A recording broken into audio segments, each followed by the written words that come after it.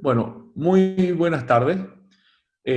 Hoy tenemos el gusto de contar con la presentación del doctor Walter Paniagua.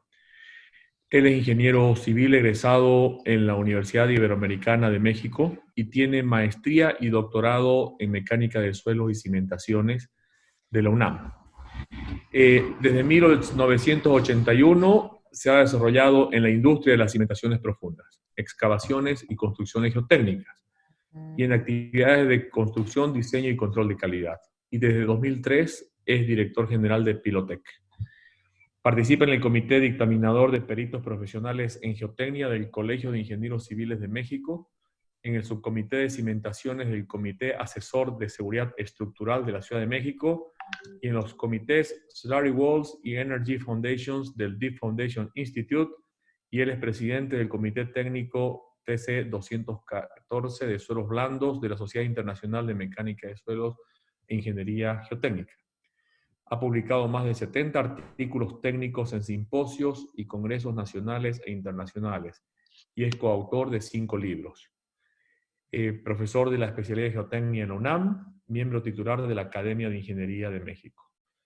Él ha recibido el premio Manuel González Flores en el año 1997 en la modalidad de práctica profesional y el premio Javier Barros Sierra en 2003 al mejor libro de ingeniería civil.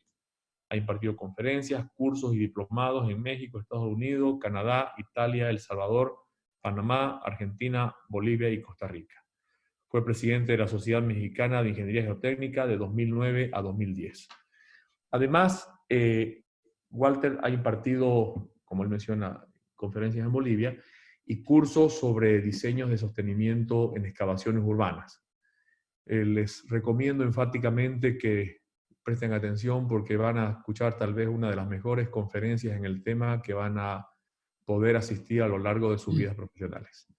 Walter, bienvenido y muchísimas gracias por tu permanente disposición y colaboración. Muchas gracias, ingeniero Mario Terceros, y gracias a la Sociedad Boliviana de Ingeniería Geotécnica por invitarme a estar con ustedes hoy en esta charla. Buenas tardes a todos. Pues sin más preámbulo, me gustaría que empezáramos. Y el tema que vamos a tratar el día de hoy es excavaciones de zonas urbanas y sus afectaciones a los colindantes. Espero con las imágenes que les voy a mostrar y los argumentos que les expondré, convencerlos de la importancia de tener un adecuado control y un cuidado especial durante las excavaciones en zonas urbanas con respecto a los vecinos o las colindancias. Muy bien.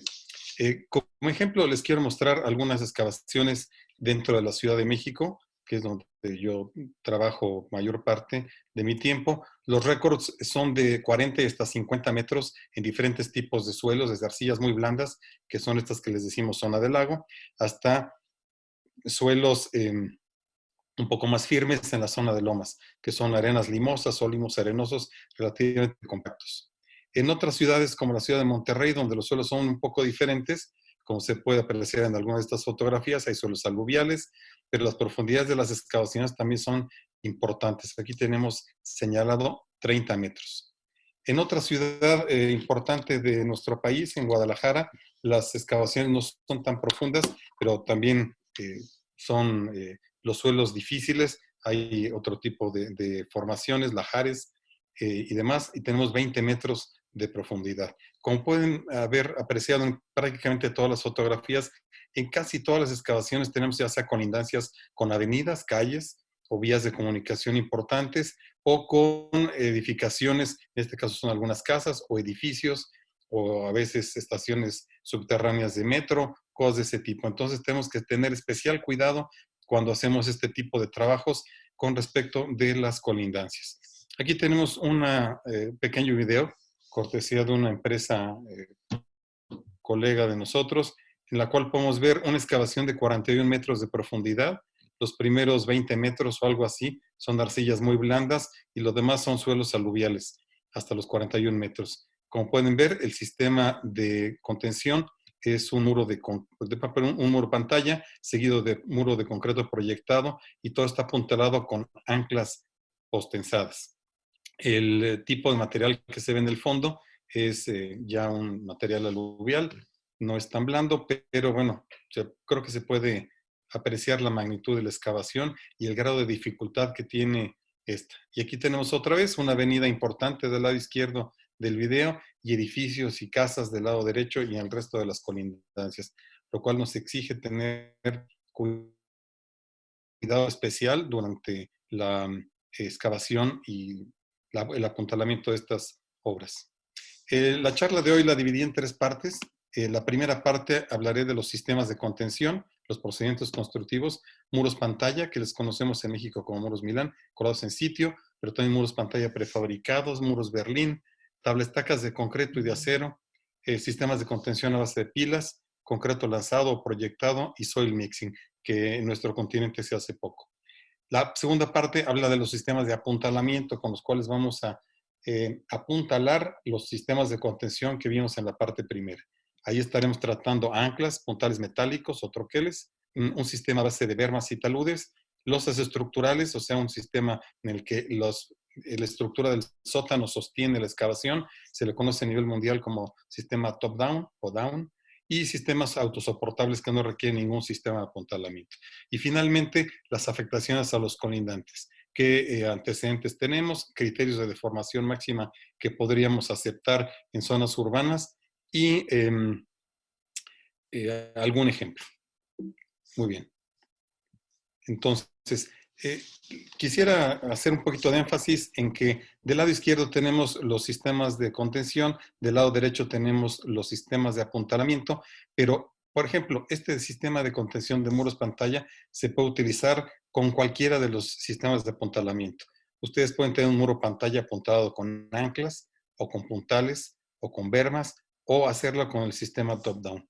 Y lo mismo sucede con el sistema de tablestacas, ya sea de concreto o metálicas. Entonces pueden ustedes apuntalar con cualquiera de los sistemas que están indicados en los letreros del lado derecho. Y lo mismo con los sistemas de pilas y lo mismo con el concreto lanzado. Y hago énfasis en esto porque en el caso de los muros pantalla, ¿de qué depende el sistema de apuntalamiento? Pues básicamente del suelo que tengamos, de las colindancias que tengamos y de la profundidad de la excavación. Lo mismo que el sistema de contención podemos escoger, muro pantalla, tablestaca, pilas o concreto lanzado. Una vez más, dependerá igual manera del suelo, de la profundidad de excavación y, muy importante, de la presencia o no del agua en el suelo. De eso vamos a hablar un poco. En el mundo, en general, los sistemas de contención se dividen o se hacen actualmente más o menos como está en la gráfica. El procedimiento más utilizado es el de las pilas, ya sea secantes, tangentes o separadas, seguido por el de los muros pantalla, y después ya casi todos están en lo mismo, ya sea soil mixing o jet grouting, los muros que se les conoce como Berlín, y casi al final las tablestacas, que se utilizan menos. Tal vez en Estados Unidos se utilizan un poco más que en el resto de América, pero las pilas son el sistema más utilizado. Vamos a verlo, realmente es mucho más sencillo este procedimiento y pues casi en cualquier lugar nos podemos encontrar una máquina que pueda hacer pilas o pilotes colados en sitio. Entonces empezaré con la parte primera, la de sistemas de contención, y con el primer tema, que es el de los muros pantalla. Aquí tengo una planta de un proyecto determinado, es un proyecto real, en el cual se han dividido el perímetro que deseamos contener para hacer la excavación para sótanos, ya sea de estacionamiento o cualquier otra aplicación, y se ha dividido en diversos paneles, como pueden ver aquí. Esta división de los paneles obedece básicamente a que los paneles de muro pantalla se construyen en forma alternada. Primero haremos, por ejemplo, este que está en verde, luego el que está en rojo, y regresaremos a hacer el que está intermedio. Y dependiendo de la herramienta de excavación que tengamos, es necesario hacer un despiece de estos muros en el perímetro, ajustando las medidas de estos paneles pues a las dimensiones propias de nuestra colindancia. Esta colindancia de aquí es diferente a la que está enfrente, y la de arriba es diferente a la de abajo, etc. Entonces necesitamos ajustar las medidas de esos paneles dependiendo de la geometría de nuestro proyecto. Ahora bien, cada panel, cada uno de esos rectángulos pequeñitos que vimos con un cierto color, se construye necesariamente en 3 partes. En la parte A, la parte B y la parte C que están esquematizadas en este dibujo. Entonces, en la parte A se excava y tenemos nosotros suelo de los dos lados y la herramienta desciende verticalmente. A menos, claro, que se encuentre con una obstrucción, por ejemplo, un boleo o alguna otra cosa, o sea, un fragmento de roca. Después hacemos la excavación B y de igual manera tenemos suelo de un lado, suelo del otro, y entonces vamos excavando. Y al final tenemos la posición C, donde tenemos ya estas excavaciones normalmente se estabilizan con lodos de perforación, ya sea con polímero o con lodo bentonítico. Entonces tenemos de los dos lados lodo, de un lado donde ya excavamos el panel A, del otro lado donde excavamos el panel B. Y ya realmente no importa cómo terminamos de excavar la posición C. Y esta posición C es la que podemos ajustar para poder lograr las dimensiones del panel. En el ejemplo de este esquema, que la apertura de la mitad de excavación es de 2 metros. Entonces tenemos la posibilidad de construir, de excavar un panel máximo de 6 metros de ancho por las 3 posiciones mencionadas. Entonces, si nosotros hiciéramos la posición C de 1 metro, nuestro panel mediría 5 metros. Si lo hacemos de 1.5 metros, mediría 5.50, etcétera. Entonces, con esta posición C es donde ajustamos la longitud del panel. ¿Por qué lo hacemos así en forma alternada? Primero el A y luego nos saltamos, luego el B hasta la derecha y luego el C. Pues para conservar la verticalidad de las paredes en las orillas del panel. Si nosotros excaváramos primero el A y después el C, como ya tenemos excavado el A y el B todavía no está excavado, necesariamente la herramienta trata de buscar la parte más sencilla, que es la que tiene lodo, en vez de la parte más complicada que tiene suelo, y tendría una curvatura aquí así al final del panel. Y lo mismo la siguiente. Entonces, nosotros cuando quisiéramos colocar el acero de refuerzo de este panel dentro de la excavación, pues sería muy complicado porque la geometría no sería rectangular como si la hacemos de la manera que expliqué. Entonces, tenemos el panel aquí ya excavado y construido, luego nos saltamos y hacemos otro panel, nos saltamos y hacemos otro panel. Estos paneles se les conoce como paneles primarios, porque son los primeros que se hacen. Y después regresamos a construir lo que quedó en medio de dos paneles primarios, que se les conoce como paneles secundarios. Estos paneles secundarios se excavan de igual manera, se puede jugar también un poco con la longitud del panel, de la manera que expliqué, con las 3 posiciones alternadas, pero tienen una diferencia importante respecto de los primarios, que es una llave de cortante que se genera aquí durante la colocación del concreto. Pero de eso voy a hablar en un momento. La herramienta con la que se excavan estos paneles son cucharas o almejas que hay de diversos tipos. Aquí en esta fotografía se muestra el ejemplo de 2 cucharas mecánicas que están trabajando en forma simultánea. Noten, por favor, el entorno urbano. Aquí tenemos una avenida, pues aquí no se aprecia en la foto, pero es una avenida muy importante de 6 carriles de ancho. Aquí tenemos un edificio de 4 niveles, luego tenemos otro edificio, aquí un patio, y desde donde estoy tomando la fotografía hay casas unifamiliares de 1 o de 2 pisos. Entonces, noten ustedes cómo, aparte, todos los propietarios de los proyectos, los arquitectos, nos exigen que de manera subterránea nos acerquemos lo más posible a la colindancia. La distancia que hemos nosotros solicitado a nuestros clientes para separarnos de las colindancias es de 15 centímetros desde la orilla exterior de la cuchara hacia el edificio colindante. 15 centímetros, que bueno, realmente es una distancia muy pequeña tomando en cuenta pues la magnitud de la maquinaria y pues la forma en la que se hace. Vamos a ver un par de videos. Aquí ven ustedes una cuchara de estas trabajando. Esta cuchara tiene 40 centímetros de alto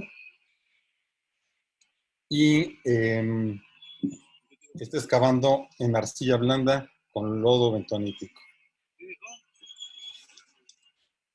Esta almeja debe tener un peso del orden de unas 4 toneladas. La que está acá es una almeja más pesada, que es para 8 toneladas. ¿Por qué la diferencia del peso en las cucharas? Bueno, pues porque mientras más complicado de excavar es el suelo, se requiere una cuchara de mayor peso. Entonces, aquí ven ustedes que están excavando está estabilizándose en este caso con lodo con polímero, pero la situación de la colindancia sigue siendo pues, de cuidado.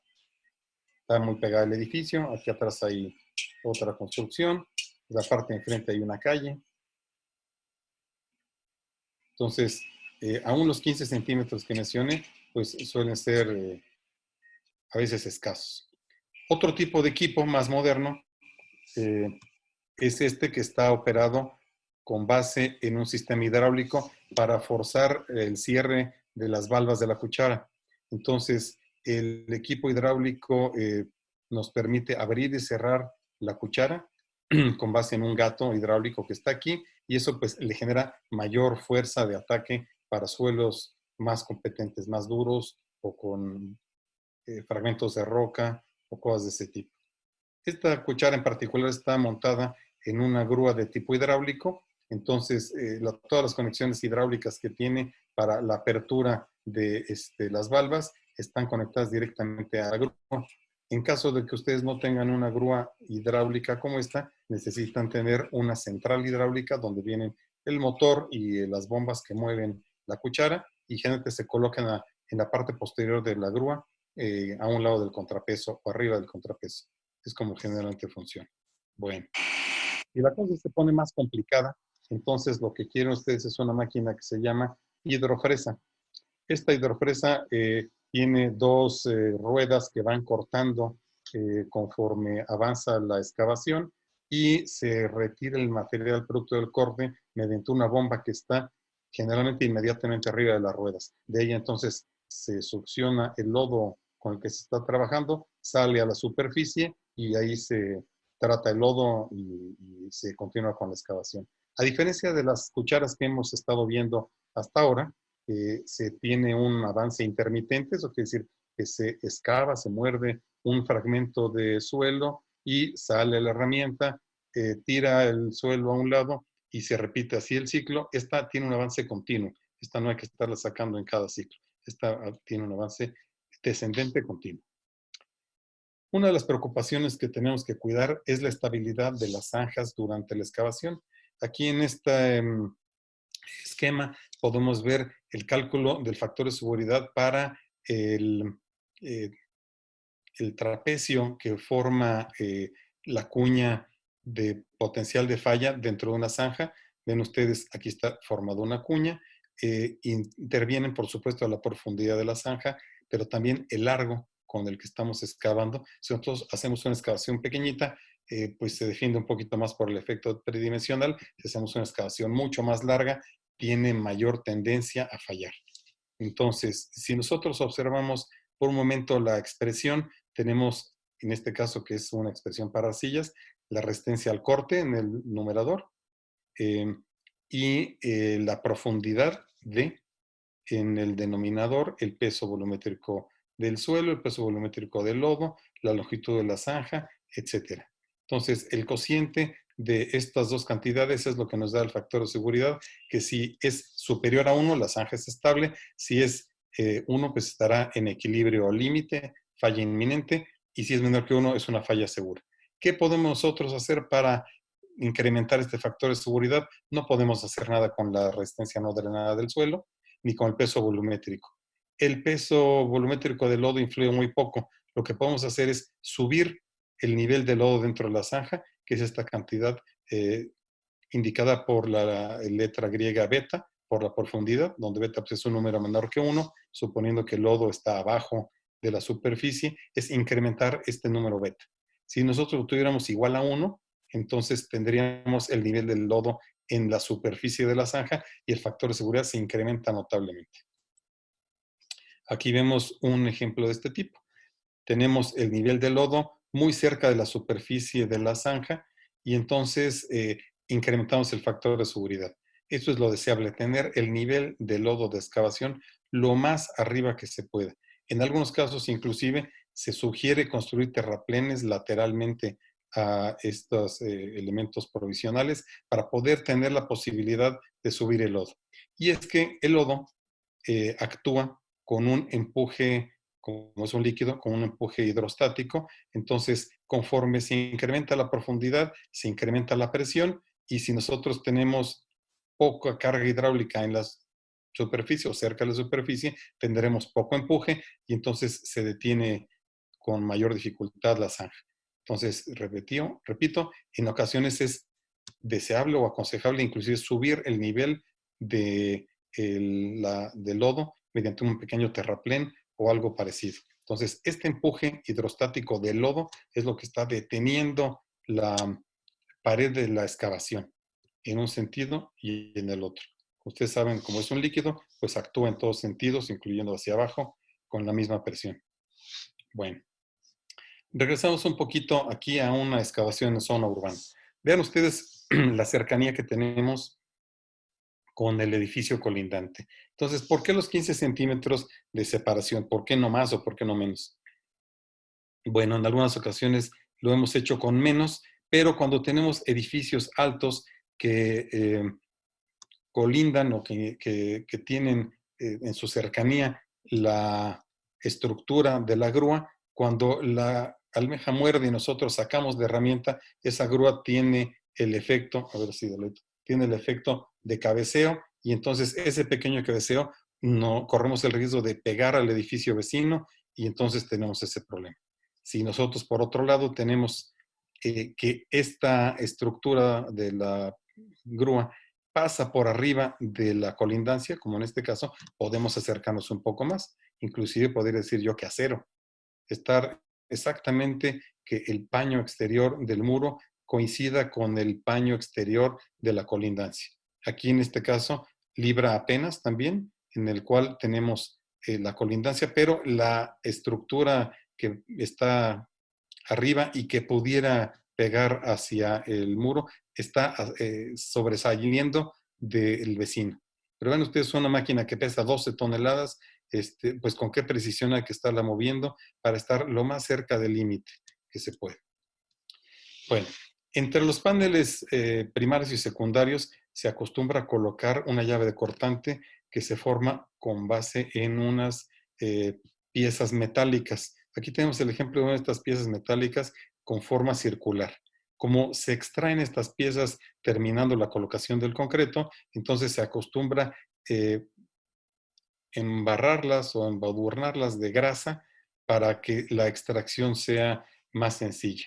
Cuando ustedes acaban de extraer esa pieza, se forma esta llave de cortante como la que vemos aquí o como la que vemos acá en esta otra fotografía. Entonces, ¿para qué nos sirve esta llave de cortante? Estructuralmente podríamos arguir que tiene alguna utilidad, algún beneficio, pero yo en lo personal considero que eso no es lo importante.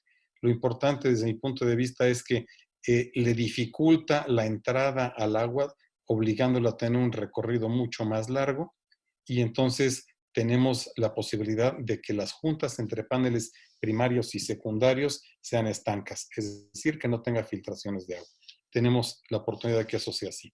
Aquí ven ustedes de este otro lado, cuando ya se excavó el panel secundario, se coloca el acero de refuerzo y la idea es que traslape un poco este acero de refuerzo del panel secundario dentro del panel primario para que la llave de cortante no nada más sea dirigida a la impermeabilidad, sino también al refuerzo estructural.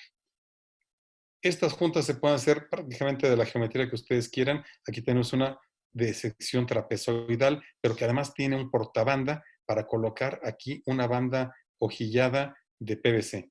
Estas bandas hojilladas, la teoría es que la mitad queda en el panel primario que está a punto de colarse aquí y la otra mitad en el panel secundario que se construirá posteriormente. En mi experiencia es que cuando estas bandas se colocan de esta forma y la junta se extrae verticalmente, rara vez quedan en su lugar. Es muy difícil que queden exactamente donde se planea. Lo que sí se puede hacer es que en vez de sacarla verticalmente, se saque horizontalmente, como se ve en este diagrama. Tenemos aquí el panel primario ya construido, tiene la banda de PVC hojillada y después de que fraguó, se excava el panel secundario y la junta se extrae lateralmente, dejando la banda de PVC en su lugar. Entonces, la mitad de la banda está en el panel primario y la mitad de la banda está en el panel secundario. Para eso se requieren unas juntas, juntas que forman llave cortante especiales, se llaman juntas CWS, y tienen estas características que están aquí. Tiene algunos otros detalles que no quisiera entrar en este momento en ellos porque sería un poquito largo de explicar. Pero aquí tenemos fotografías de este tipo de juntas. Creo que son las mejores que hay en el mundo, literalmente. Y aquí vemos una fotografía de uno de estos paneles primarios con la banda en su lugar, como comentamos, y aquí a punto de extraerse lateralmente la otra junta para el panel primario. Entonces aquí ven ustedes la banda de PVC, que cuando el agua trata de ingresar a el interior de nuestro sótano o de nuestra excavación, se topa con esta banda que está integrada con el concreto del otro muro secundario y entonces forma una barrera impermeable y genera juntas estancas. Bueno, una vez que tenemos ya esto colocado, procederemos a colocar el acero de refuerzo. El acero de refuerzo es relativamente sencillo, se calcula con el momento flexionante actuante de los empujes que tengamos, ya sea el acero vertical como el acero horizontal, y bueno, se fabrica en paneles en el exterior y noten cómo los paneles son rectangulares, por lo cual necesitamos que forzosamente la excavación tenga esa geometría rectangular. Si no la tiene y en la pata tiene un poco de curvatura, no vamos a poder colocar este tipo de panel de acero. Entonces, el panel se coloca dentro de la zanja. Importante colocar los separadores para generar el recubrimiento, tanto exterior como interior. Aquí vemos otra que está también en una zona pues, muy cerca de los colindantes. Ven ustedes la distancia que hay con respecto al edificio de los vecinos. Y se acostumbra a dejar adheridos al panel este tipo de preparaciones, como las que vemos aquí en el video, en las cuales se tiene una placa de poliestireno cubierta por una hoja de madera. Esto es con la idea de que posteriormente, durante la excavación, se retira eso y a esa altura se construye la losa de entrepiso del sótano. Entonces tendrán ustedes tantas de estas preparaciones como losas de entrepiso vayan a tener en la construcción de sus sótanos. Además, esta tiene aquí integrada un poco más de acero de refuerzo que coincide con la trave de la losa de entrepiso. Este refuerzo adicional corresponde a una columna que está integrada al muro pantalla. Entonces, esta columna nos estará evitando que adosado al muro tuviéramos que construir algo adicional y una columna que pues, nos puede interferir en alguna parte del proyecto arquitectónico, en el estacionamiento o en los sótanos. Entonces, esto se acostumbra mucho a integrar las columnas al acero del muro pantalla. Voy a pasar al otro video. Y aquí ven ustedes entonces cómo están descendiendo el acero de refuerzo. Una vez más, aquí los separadores para el recubrimiento y las preparaciones con una placa de poliestireno y una chapa de madera en el frente.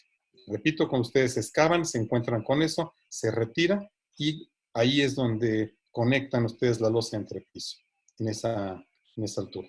Noten cómo en la losa de fondo tiene la contratrave un peralte mayor. Esto es porque esta cimentación es un cajón y entonces recibe el empuje ascensional de la presión del agua y de la reacción del suelo. Entonces, el peralte de la trave de la losa de fondo es necesariamente muchísimo mayor.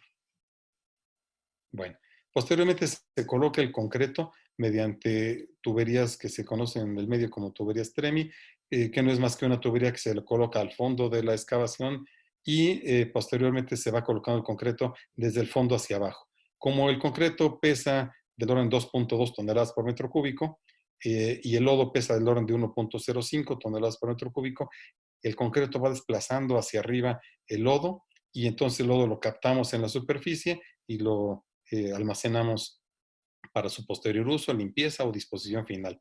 Aquí en esta fotografía nuevamente ven ustedes lo cerca que nos encontramos de la colindancia. Finalmente, ya que están ustedes excavando, se van a encontrar el aspecto del muro Milán. Aquí tenemos dos ejemplos de un muro Milán que tiene una calidad, yo diría, bastante razonable. Se alcanza a apreciar aquí la junta entre el panel primario y secundario y, bueno, algunas protuberancias que fueron demolidas. Pero no todos son así. Aquí tengo otras fotografías donde pues hubo problemas durante la colocación del concreto y quedaron bolsas atrapadas aquí de arcilla o de arena y precisamente en el espacio de la junta entre panel primario y secundario. Y en la parte superior, donde tenemos poca carga hidráulica de lodo de sostenimiento de la excavación, pues se generan caídos que el concreto llena necesariamente y son estos bloques que vemos aquí cerca de la superficie. Estas cosas son bastante comunes en los muros pantalla colados en el lugar. También tenemos muros pantalla prefabricados. Aquí tengo 3 ejemplos de eso. Este mide 100 centímetros de espesor, este mide 55 y este 65 de diferentes longitudes. Y la idea es excavar una zanja y luego colocar el muro dentro de la zanja y finalmente se vuelve a rellenar el espacio que queda entre el muro y la zanja con un material especial y queda restituida la continuidad. Aquí vemos cómo se están colocando este tipo de muros.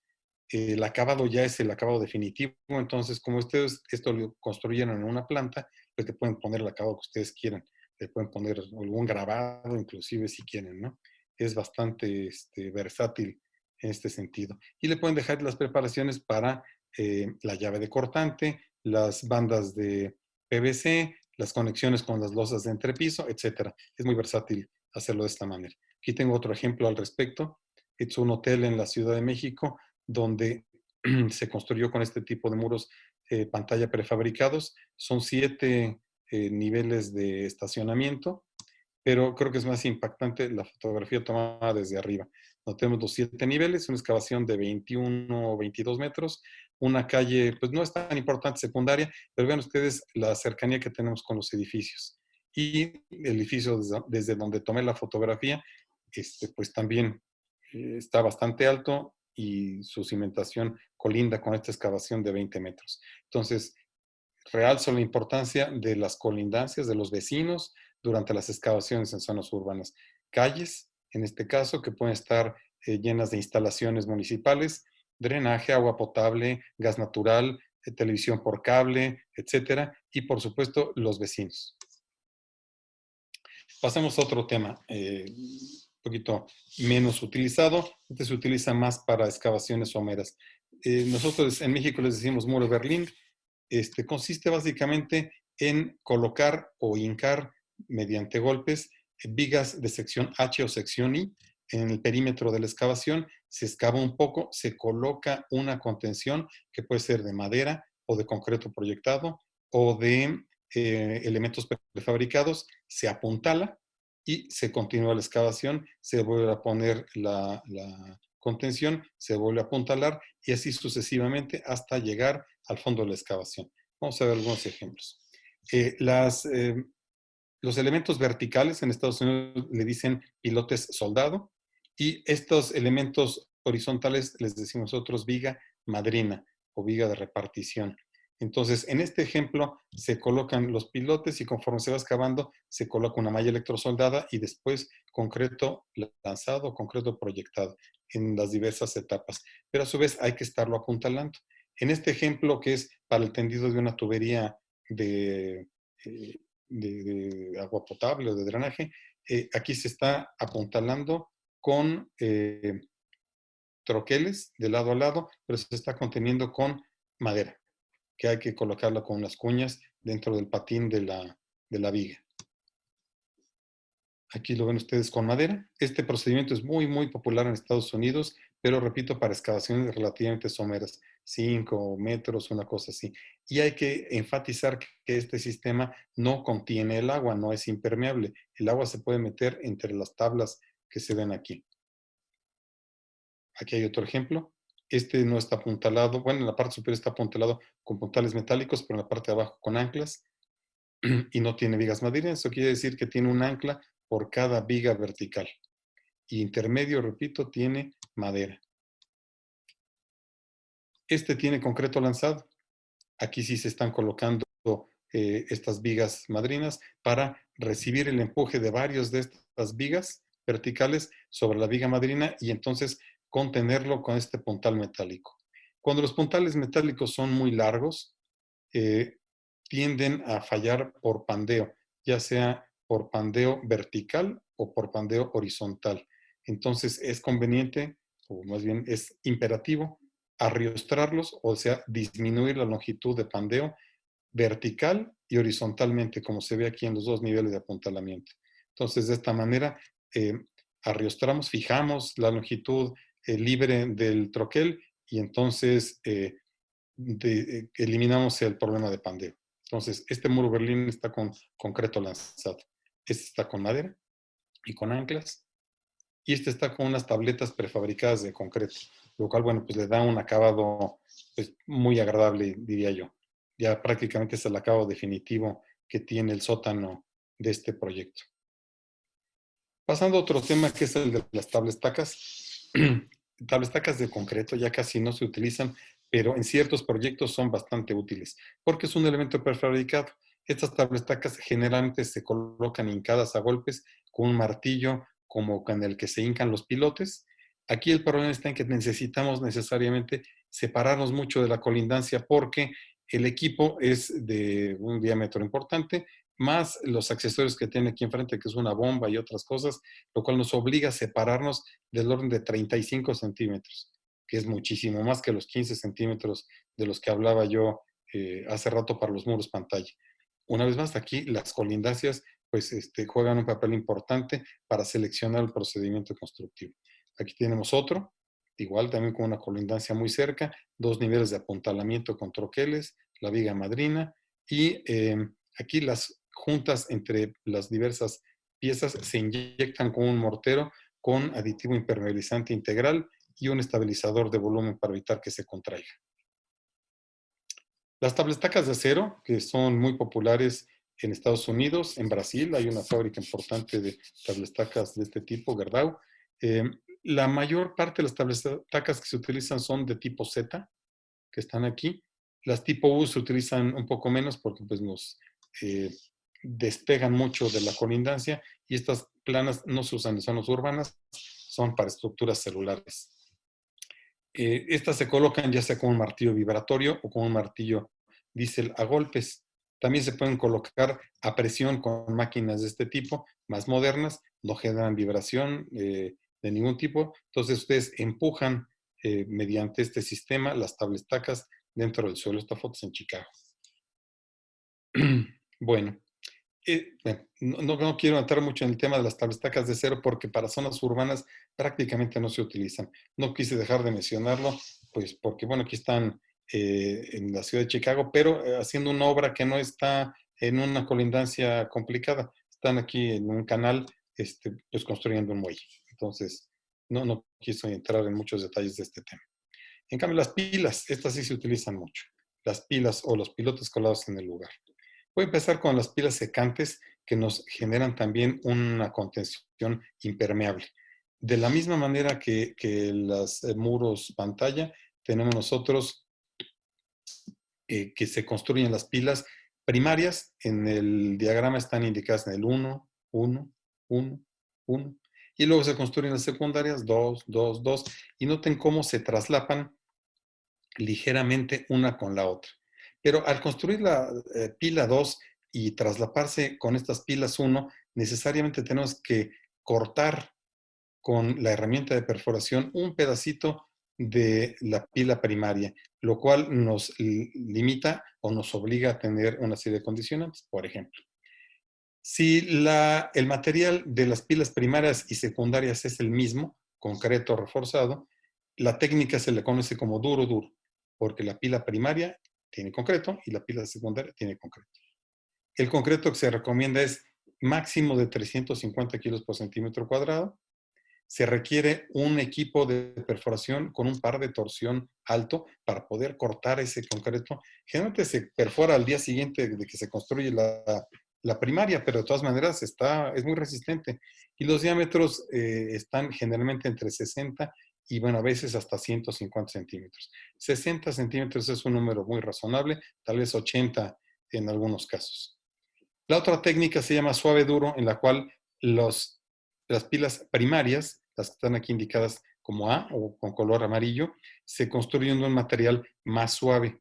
Generalmente puede ser mortero de resistencia menor o con una mezcla de cemento, bentonita y agua.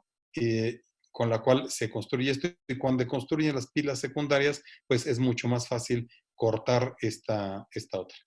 El, eh, el empuje o el trabajo estructural de este muro lo llevan solamente las pilas secundarias, que son las que tienen concreto y acero de refuerzo. Y las pilas primarias, que están aquí en amarillo, se construyen básicamente para lograr una impermeabilidad del sistema. Pero necesitamos que necesariamente la parte estructural sea soportada totalmente por las pilas secundarias que están aquí esquematizadas. Estas requieren un par de torsión menor que el de la otra técnica y por supuesto tienen un menor costo. ¿Qué separación se les deja? Bueno, se les deja entre el 10 y 20%, y se traslapa, bueno, se les separa de 0.8 a 0.9D, eso es entre el 10 y el 20% del diámetro de la pila. Entonces, ven ustedes cómo en esta excavación urbana tienen ustedes una continuidad de toda la colindancia del predio vecino. Entonces, con este tipo de geometría circular es muy fácil continuar con todos los recovecos y todos los requerimientos de cualquier proyecto. Es bastante fácil. Y repito lo que dije al principio, es mucho más sencillo encontrar una máquina que haga pilas que una máquina que haga muros pantalla. Estas pilas se construyen inicialmente construyendo unos muros guía, como los que se ven aquí, en los cuales vamos nosotros a posicionar en forma precisa las pilas primarias y secundarias. Posteriormente las perforamos y ahora entramos en un dilema. ¿Qué procedimiento de perforación vamos a utilizar? Puede ser el rotario estándar, que son las máquinas para hacer pilas comunes y corrientes. Puede ser una hélice continua, pero necesariamente tiene que ser con ADM para garantizar la verticalidad. Este problema de que sea con ADM no es tan sencillo de resolver. Se requiere una máquina que tenga dos cabezas rotarias, una para manejar la hélice continua y otra para manejar el ADM.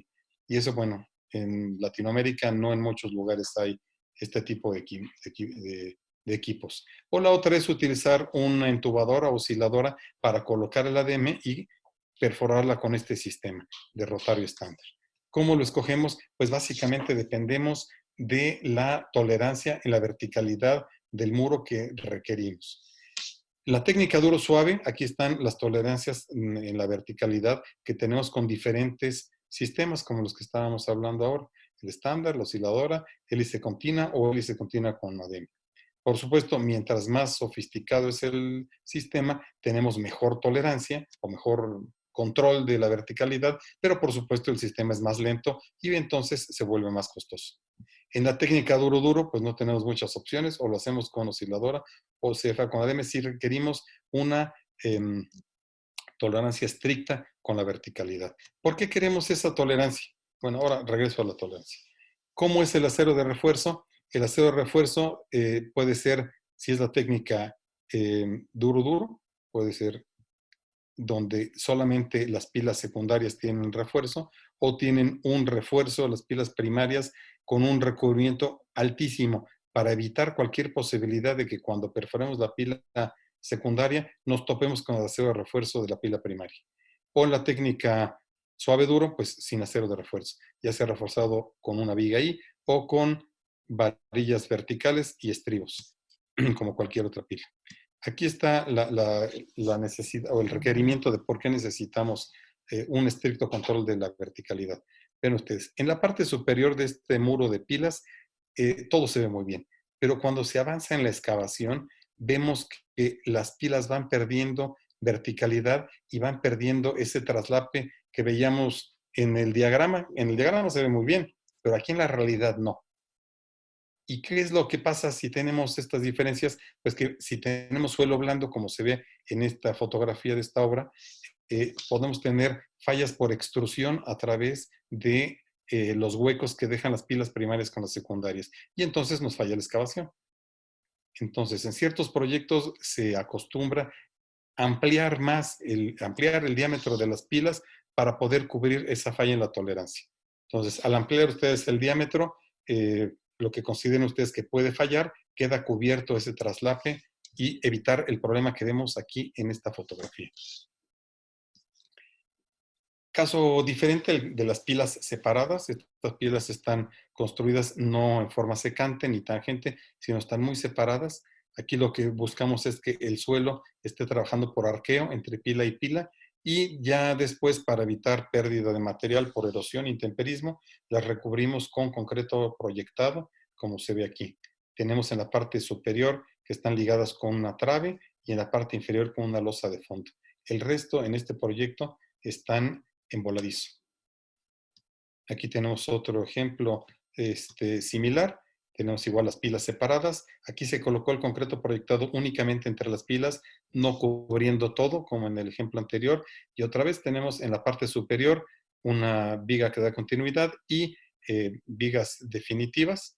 Y en la parte inferior la losa de fondo. Entonces, todo este claro que está aquí debe ser soportado en forma permanente el empuje del agua, del suelo y del sismo por la estructura formada por las pilas separadas. Bueno, pasando a otro tema de contención, es el de soil mixing. Este tema se hace poco en nuestro país. En Bolivia hay una máquina como la que se ve aquí para hacer paneles de soil mixing en forma rectangular. Básicamente consiste en perforar el suelo y después irlo mezclando con una mezcla de cemento y agua. De esa manera se forman columnas o paneles, como este que está aquí, de suelo cemento formado in situ, y estamos formando entonces el material de pilas o de muro pantalla, entre comillas, pero in situ. Por supuesto que este procedimiento funciona mejor si los suelos son granulares a que si son cohesivos. Si son granulares, prácticamente estamos formando un concreto en el sitio. Si son cohesivos, pues tenemos mucha disminución de la resistencia final del concreto. La ventaja que tiene este panel rectangular es que si ustedes tienen una sección de diseño para la contención, esa sección necesariamente tiene todos estos arquitos de sobra de un lado y del otro, que es material pues que no está trabajando realmente. En cambio, en este caso, sí tiene toda la sección pues de diseño en forma rectangular. Esto se logra con esta máquina que va haciendo el soil mixing. Conforme desciende, se va inyectando la mezcla de cemento y agua por el fondo y se va mezclando entonces con el suelo. Aquí vemos una máquina de estas trabajando. Les repito, en Bolivia hay una de estas, cuando menos una que yo sepa, y los paneles que se forman son como este. Y aquí ven ustedes cómo se tiene ya las preparaciones, bueno, aquí para las anclas y para la losa de entrepiso. Bueno, el último tema de la contención es el de concreto lanzado, concreto proyectado. Pues se logra, hay de dos tipos, vía húmeda y vía seca. El vía seca casi no lo voy a comentar porque ya casi nadie lo utiliza, pero el vía húmeda ustedes compran el concreto, lo vacían en una bomba y en un compresor, y entonces llega con mucha energía al frente del lanzado, y mediante esta boquilla entonces se va colocando el concreto. Lo voy a volver a poner. Entonces, el operario debe estar controlando el lanzado, y es muy importante el operario en este caso porque, bueno, siempre, pero en este caso yo creo que más, porque depende de la distancia a la que se encuentre este señor, el ángulo y el tipo de mezcla, es el desperdicio que se forma, que está aquí en la parte inferior, que le decimos rebote. Aquí en esta fotografía también hay un poco de rebote, y depende, repito, del operario. Si el operario es realmente muy bueno, el rebote será mínimo. Bueno, del operario y de la mezcla, por supuesto. El rebote será mínimo. En algunos casos es deseable agregar un aditivo para que el concreto proyectado se fije al talud o al terreno que estamos nosotros queriendo contener. También hay máquinas automatizadas, como estas que están aquí, que son robots. Se utilizan mucho en los túneles, como este que está aquí, pero ya se empiezan a utilizar también en taludes o en contenciones de zonas urbanas como esta. Esta está montada sobre una excavadora, y entonces se manda el concreto y el robot lanza pues con menor incidencia del operador, vamos a decir. ¿De acuerdo? Entonces tiene menor rebote. Aquí tenemos una obra de una excavación, pues yo diría importante, aquí en una zona urbana de la Ciudad de México. Se están dejando los espacios para construir aquí las losas de entrepiso y está apuntalado mientras con anclas. El resto se está colocando concreto lanzado para contener la excavación. Entonces, ustedes entre ancla y ancla necesitan diseñar esta superficie de concreto reforzado para que sea suficiente para contener el empuje del suelo que está a esta profundidad, o a esta profundidad, o a esta profundidad. Por supuesto, mientras más desciendan, mayor es el empuje y mayor refuerzo necesitarán. Lo pueden lograr a base de espesor de concreto, de resistencia de concreto o de densidad de acero. Generalmente, si se va descendiendo, se busca incrementar la densidad de acero para que el muro tenga el mismo ancho en toda la altura de la pared de la contención. Por supuesto, este sistema tampoco es impermeable. A ver si tengo aquí este video. Ven ustedes una contención con concreto lanzado, apuntalado con anclas. Entonces ven ustedes diferentes tonos de concreto debidos a que fueron proyectados o colocados en diferentes épocas. Entonces, épocas me refiero a un día y luego 2 días después otro, o un día después, etcétera, ¿no? El material de esta obra es bastante noble, es un limo arenoso de consistencia media dura. Y bueno, este video no se aprecian las colindancias, pero es una calle muy importante de un lado y edificios a los costados del otro. Bueno, terminando todos los sistemas de contención, paso a los sistemas de apuntalamiento. Y voy a empezar con uno que ya hemos visto bastante, que es el de las anclas. Las anclas es un sistema muy sencillo, en el cual hay que hacer una perforación. Una perforación que es necesariamente estable. Si no lo es, hay que estabilizarla, ya sea con un ADM metálico, con una tubería, o con lodo de polímero, o con espumas. Después se coloca el refuerzo, que es generalmente a base de tendones de cable de preesfuerzo, o con barras de alta resistencia, o barras normales de construcción, y después se inyecta una parte. Y finalmente se coloca una, aquí en este caso es una zapata, pero puede colocarse si es un muro pantalla, una placa, para generar una superficie contra la cual vamos a accionar un cilindro hidráulico y tensionamos esto, y entonces entre este punto y la superficie se comprime y generamos una fuerza adicional que incrementa el momento resistente de la estabilidad del talud o de la excavación que estamos nosotros haciendo. Vamos a ver. Aquí tenemos fotografías del ancla que se está habilitando. Los muchachos que están aquí trabajando le están colocando los accesorios, que son los separadores que están aquí, la punta que está acá, y diversos ductos para la inyección y el retorno del aire del producto de la inyección. Mientras tanto, otro grupo de personas están perforando en la cara de la contención, pero de la excavación, perdón. Y hay diferentes tipos de perforación. De este video es una perforación neumática y funciona a base de un martillo de percusión. Y todo se funciona a través de aire, con un compresor. Pero también puede ser perforación con rotación o puede ser una perforación sónica. En fin, hay diferentes tipos de perforación. Aquí tenemos otro. Este es un video interesante porque se está perforando a través de un muro pantalla. Cuando ustedes van a hacer un apuntalamiento con anclas a través de un muro pantalla, se acostumbra en el acero de refuerzo del muro, antes de la colocación del concreto, dejar un tubo de PVC para después por ahí colocar el ancla. Si el ancla va inclinada, el tubo debe ir también con la inclinación que corresponde. Entonces, esta máquina tiene un alimentador de barras automático, que es el que estamos viendo ahora mismo. Y entonces se continúa con la perforación. Las barras van colocándose hacia adentro hasta llegar a la profundidad del ancla que se requiere. Las anclas de este proyecto, que es una excavación de 40 metros, vamos a ver una fotografía de la excavación en proceso más adelante, llegaron a tener una capacidad de hasta 250 toneladas de tensión por cada ancla, lo cual es un ancla muy respetable, diría yo.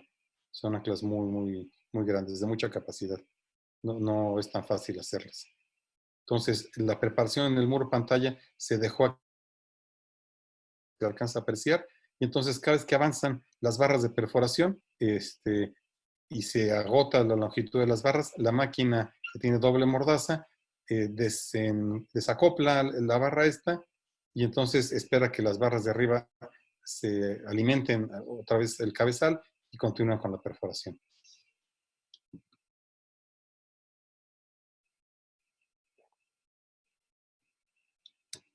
Esta excavación está hecha sobre una avenida en la Ciudad de México que se llama Río Miscuac.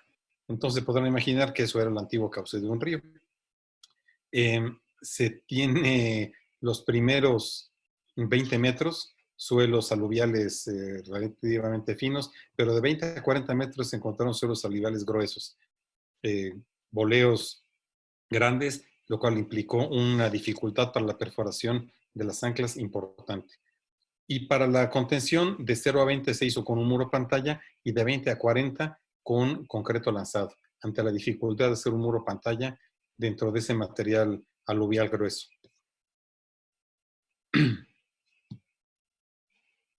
Bueno, vamos a seguir. Entonces, ya que tienen ustedes la ancla habilitada, ya que tienen el hueco terminado, entonces los muchachos la llevan al sitio donde se coloca y aquí ven ustedes cómo la están colocando.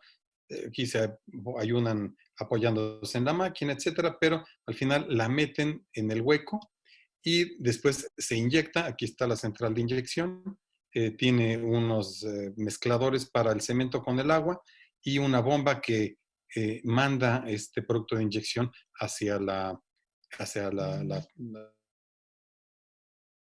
alta presión. Aquí está. Si ustedes ven las expresiones de capacidad de carga de anclas, se van a dar cuenta que la presión es directamente proporcional a la capacidad de carga del ancla. Claro, si ustedes inyectan con mucha presión, van a poder generar un bulbo mayor de mejor calidad y eso les incrementa la capacidad de carga del bulbo del ancla.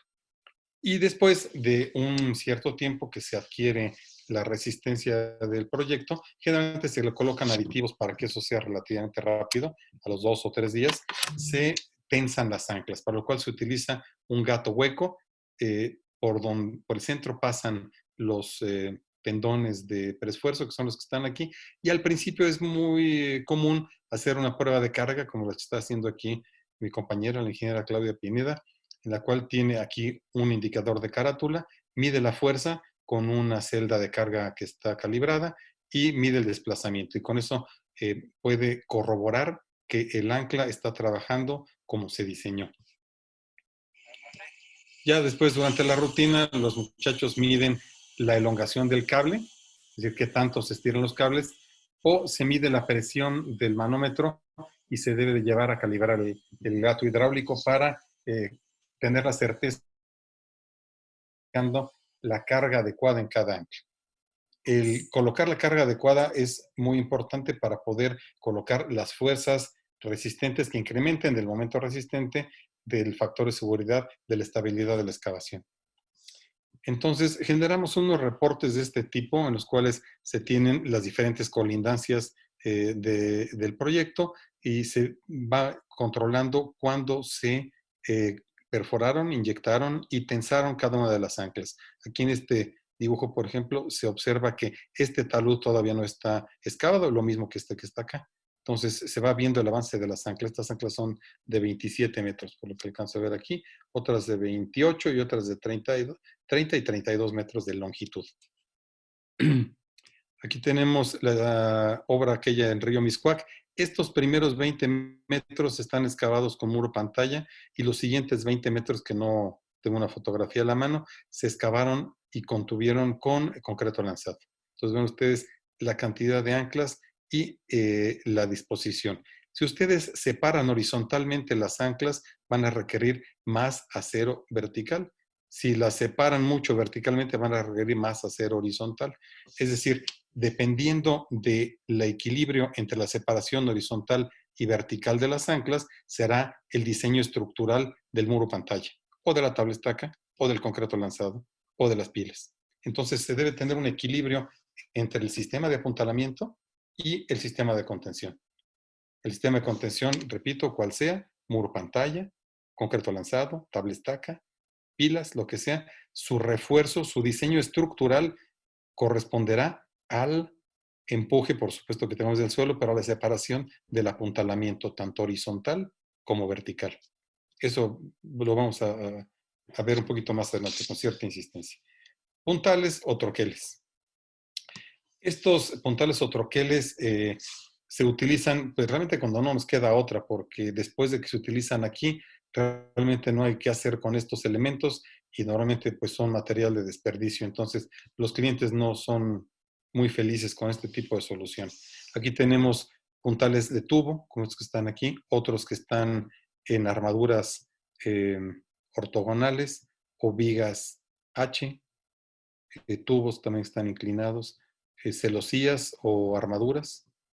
Esta combinación de muros, perdón, vigas de acero con, perdón, troqueles de acero con vigas de concreto reforzado, o estos que no requieren nada, que vamos a ver al final de este tema.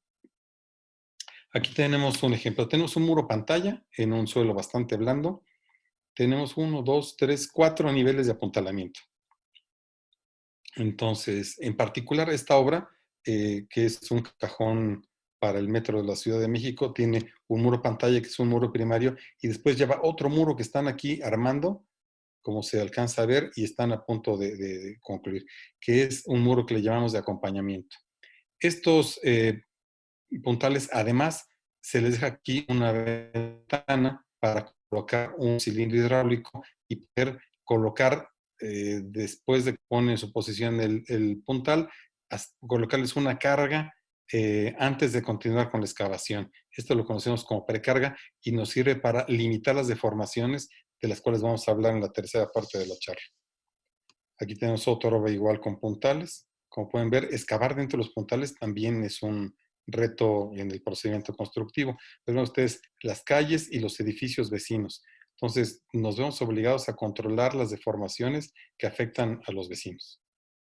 Aquí tenemos otros puntales que, una vez más, están arriostrados para disminuir la longitud de pandeo, de la que hablábamos hace un momento. Las cajas para colocar la precarga de igual manera. Y bueno, esta obra es con anclas, pero aquí está con puntales. Últimamente se han empezando a utilizar este tipo de máquinas para excavar, por ejemplo.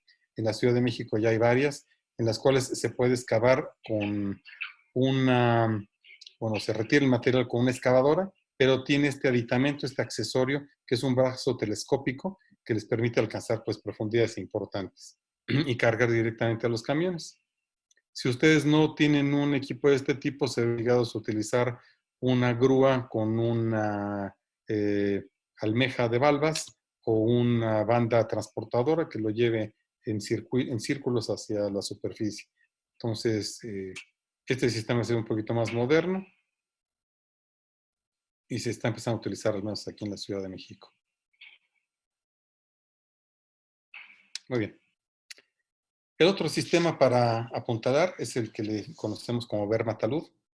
Entonces, en este caso, ustedes construyen primero la contención perimetral, el muro pantalla, la tabla estaca, lo que sea, y excavan el centro del predio, dejando una berma y un talud. La estabilidad de este talud hay que diseñarla, hay que calcularla para que pues no tengamos problemas de falla, ya sea local o general, durante la excavación y durante el proceso constructivo. Entonces, se excava el centro para construir el edificio que corresponde en esta zona. Generalmente se busca que se corte en una crujía completa, es decir, un eje completo del edificio. No vamos a dejar la excavación a la mitad entre columnas, por ejemplo, ¿no? Se busca que esté hasta la orilla de una de las crujías. Y entonces, construyendo el edificio en el centro, vean ustedes, aquí tenemos la berma y el talud, se construye la losa de fondo y los entrepisos correspondientes. Y ya que lo tienen, entonces, excavan por franjas, por zonas, y talan en un primer nivel contra pues un muerto de concreto o contra el mismo edificio, como se ve en este otro acá. Aquí tenemos contra un muerto de concreto y contra el edificio. Y lo excavan entonces en franjas alternadas y construyen lo que les hace falta del resto del edificio, la losa de fondo las columnas y las losas de entrepiso, hasta llegar al nivel de la banqueta. Y ya después que están con el edificio terminado, retiran estos troqueles. Pero estos troqueles ya son muchísimo más pequeños de lado a lado. Para utilizar este sistema es muy importante tener suficiente espacio y estar haciendo esto en forma simétrica de un lado y del otro, para que el empuje del suelo que recibe este troquel no lo tome el edificio, sino se contrarreste con el del otro lado y entonces queden las cargas contrarrestadas, pero en forma simétrica. Si lo que excavamos de un lado, hay que excavarlo del otro, apuntarlo de un lado y apuntarlo del otro. Y entonces construimos el edificio de un lado y del otro. Este sistema es bastante seguro, no es tan costoso como el de usar los puntales de lado a lado, pero es sumamente lento. Entonces se requiere mucho espacio en el predio para poder excavar y construir en la parte central y tener, y tener esto así como está. El otro sistema, el sistema top-down, aquí con lo que estamos apuntalando es con las losas definitivas del sótano.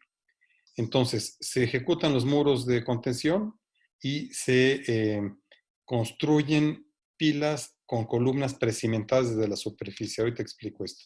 Se puede empezar la construcción simultánea de los sótanos y de la superestructura. Por eso se llama top-down, porque vamos top hacia arriba y down hacia abajo. Se disminuye, por supuesto, el plazo total del programa y se pueden excavar y construir los sótanos de forma simultánea. No se utilizan ni anclas, ni puntales, ni nada de lo que estamos comentando. Entonces, tenemos que se construye, en este ejemplo, el muro pantalla, pero puede ser cualquier otra cosa. Se construyen las pilas que van a sostener el edificio y en estas pilas se deja ahogada una columna precimentada. La columna va embebida en esta parte de aquí. Muy bien.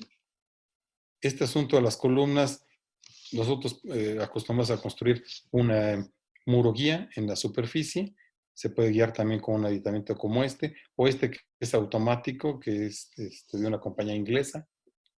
Se colocan las columnas que estamos comentando y generalmente se dejan preparaciones para continuar con la columna. Esta no es la columna definitiva, es la columna nada más para sostener los sótanos. Se coloca la columna con el acero de la pila y se cuela. Cuando ustedes excavan, se la encuentran más o menos así. Ven ustedes la columna metálica y el acero de refuerzo adicional, que es el que está aquí, con el que van a terminar de formar la sección completa de la columna. Aquí tenemos algunos ejemplos de estas columnas presedimentadas. Se acostumbra a poner estos pernos, les dicen pernos Nelson, para incrementar el cortante de la columna dentro del concreto de la pila. Entonces, si es necesario o existe presencia de agua, se coloca el sistema de bombeo y se abate el nivel piezométrico, como se ve aquí en el diagrama, y entonces construyen la losa de planta baja, apoyada sobre las columnas definitivas que ya dejaron ustedes, cimentadas sobre las pilas definitivas que ya construyeron también. Entonces, la losa de planta baja está apoyada en las columnas y las columnas en las pilas. Dejan un hueco, en el esquema está aquí puesto en un extremo, puede estar en cualquier otro lado. Dejan ustedes un hueco aquí y entonces a través del hueco excavan el primer nivel de sótano, como se ve aquí. Para excavar este primer nivel de sótano, pues generalmente se requiere una máquina que esté excavando y acopiando el material en la parte que corresponde al hueco y una máquina en la parte superior retira o rezaga el material y lo carga en un camión. Pueden empezar a construir la superestructura porque la están apoyando en las columnas y cimentación definitivas. Muy bien. Se construye la losa de entrepiso de este sótano y esta losa es la que está apuntalando entonces la excavación. Necesitamos calcular entonces que esta contención del muro pantalla sea suficiente estructuralmente para este claro del entrepiso únicamente. Construimos la losa y ya tenemos aquí otro nivel de apuntalamiento. Dejamos el hueco que coincida, por supuesto, con el de arriba, porque si no, pues es un lío, ¿no? Y excavamos y construimos la losa siguiente y excavamos y construimos la losa siguiente y así hasta llegar a la losa del fondo. Aquí en el esquema se ve muy sencillo. Hay un problema, que esto generalmente viene acompañado de rampas de estacionamiento para los vehículos y esas son un poquito más complicadas de construir en este sistema o las tenemos que hacer al final. además de los cubos de escalera y los cubos de elevadores. Esto es un problemita adicional.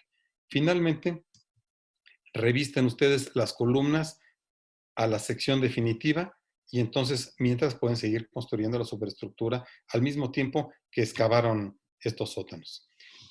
La ventaja creo que es obvia, es básicamente evitarse cualquier tipo de apuntalamiento provisional, ya sean anclas o sean puntales metálicos o cualquier otra cosa. Estamos utilizando la estructura definitiva como apuntalamiento. Por ejemplo, en muchos sitios en Latinoamérica, en Costa Rica, por ejemplo, está prohibido utilizar las anclas abajo de los colindantes, a menos que ellos nos den permiso. En México eso todavía no está legislado, pero seguro no tardan en decirnos algo parecido. No sé cómo sea en Bolivia. Entonces, aquí no tenemos necesidad de meternos abajo del vecino ni nada de eso. Desventaja, el procedimiento de excavación y de construcción de los sótanos se vuelve más lento, por supuesto, porque estamos trabajando en un lugar que requiere iluminación artificial, ventilación artificial, y esta excavación se vuelve más lenta y entonces se vuelve más costosa. La ventaja adicional es que podemos construir también al mismo tiempo el edificio y le ganamos al programa el tiempo que tardamos para abajo, es el tiempo que ya estamos construyendo hacia arriba. Entonces, si el edificio tiene, voy a inventar, 20 pisos, pues tardamos un año en construirlo para arriba, pues no nos tardamos un año en construir aquí en el ejemplo 4 sótanos, ¿no? O 5 o 6. Aquí tenemos una estructura que está construida con este sistema. Se ve ahí el nivel de banqueta y vemos cómo hacia abajo se están construyendo los sótanos y se veía también hacia arriba cómo se está construyendo el resto del edificio. Aquí están acopiando el material con una excavadora y rezagándolo con una grúa con ayuda de una caja en la que se coloca el material.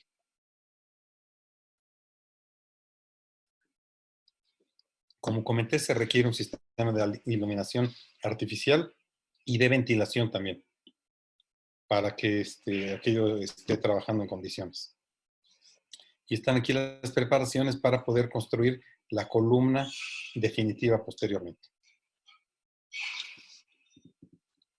Aquí, como ustedes ven, está el edificio en superestructura o de la banqueta hacia arriba, ya en proceso de construcción. Entonces, se le gana tiempo al programa y el sistema de contención pues es bastante económico.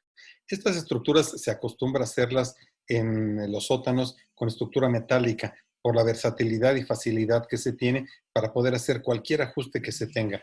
Como se pueden imaginar, pues esto no es un trabajo de relojería. Entonces, si hay que hacer algún ajuste de centímetros, de una trave, de una columna, de lo que sea, en acero es muy fácil hacerlo. En concreto se complica un poco más. Aquí tenemos de unos colegas cómo tienen un hueco de estos en el centro del predio para poder hacer esto. Y la losa entonces está sosteniendo la excavación. Entonces, como tiene un par de avenidas importantes aquí a un lado y edificios colindantes en el otro. Aquí se ve cómo se están terminando de forrar las columnas hasta que queda ya definitivo. Especial atención hay que poner a los capiteles de las columnas como se ve aquí y como se ve acá. Bueno, los sistemas autosoportables, estos tienen la desventaja de que solamente funcionan con la geometría circular. Entonces, en zonas urbanas es difícil hacer eso. Aquí tengo un ejemplo de este. Y lo que sucede es que como está trabajando todo en forma de arco, entonces no tenemos empujes hacia, bueno, está el empuje, pero está trabajando en forma de arco. Los paneles, en este caso el muro pantalla, de uno con el otro, están trabajando en forma tangencial. Aquí ven ustedes en este esquema cómo el empuje del suelo se transforma en un empuje tangencial aquí y acá. Entonces lo que hay que revisar es estructuralmente que este muro soporte este empuje, que es la presión del suelo por el radio. Mientras mayor sea el radio de la estructura circular, mayor va a ser esa presión tangencial. Vamos a ver un par de ejemplos. Este me lo voy a saltar. Aquí tenemos uno que tiene 17 metros de diámetro y 16 metros de profundidad. Entonces ven ustedes los paneles de muro pantalla y ven ustedes también, bueno, que está en una zona urbana, como se alcanza a ver, que hay unas bodegas colindantes. Y entonces el esfuerzo tangencial entre estos dos paneles es lo que hay que revisar desde el punto de vista estructural. No requiere anclas, ni puntales, ni losas top-down, ni nada. Este otro me parece más interesante porque tiene 80 o 90 metros de diámetro, no me acuerdo, pero es todo esto que está aquí. Vean ustedes, en este ejemplo que ya se construyó, tenemos este predio que está en la parte de aquí y tenían la intención de contenerlo con concreto lanzado y apuntalarlo con anclas. Pero el costo era excesivo para la ingeniería financiera del proyecto. Entonces revisaron y se dieron cuenta que dentro de este círculo que cabe dentro del predio, resolvían sus problemas de espacio subterráneo. Entonces, las condiciones son estas. Tenemos 80 metros de diámetro, 34 metros de profundidad, tenemos un relleno heterogéneo, esto era un basurero, y 13 metros dentro de tobas, que es un suelo volcánico, limo arenoso compacto. La cimentación del edificio está hecha con pilas, pero la contención está hecha con concreto lanzado nada más. Y vean ustedes el edificio, bueno, la excavación ya terminada. Digo, ustedes, a mí me parece impresionante que tenga 80 metros de diámetro, no tenga anclas, no tiene puntales, no tiene nada. Se sostiene autosoportable, pero revisando el empuje entre un panel y el que sigue con la presión del suelo. Entonces, este ejemplo a mí me gusta mucho. Es un edificio que está en el poniente de la Ciudad de México. Y este otro que tiene un muro pantalla, pero está en voladizo, este no tiene, es autosoportable en el sentido de que no tiene puntales en la parte superior. Está en voladizo desde la losa de fondo y en toda la altura de este proyecto. Muy bien. Unos comentarios finales. La idea de esta presentación es mostrarles a ustedes que pueden tener como el ejemplo de la navaja suiza, en donde tienen ustedes diversas herramientas, tienen para contención, muros pantalla, tabla estacas, pilas tangentes, pilas separadas, soil mixing, muros berlino, concreto lanzado. Y para apuntalamiento, pues el top down, la berma talud, puntales, anclas, bueno, y el autosoportable, si se puede, ¿no? Entonces, ustedes tienen un sinnúmero de herramientas para poder combinar unas con otras y resolver prácticamente cualquier problema de excavaciones que se les presente. Esa es básicamente la idea.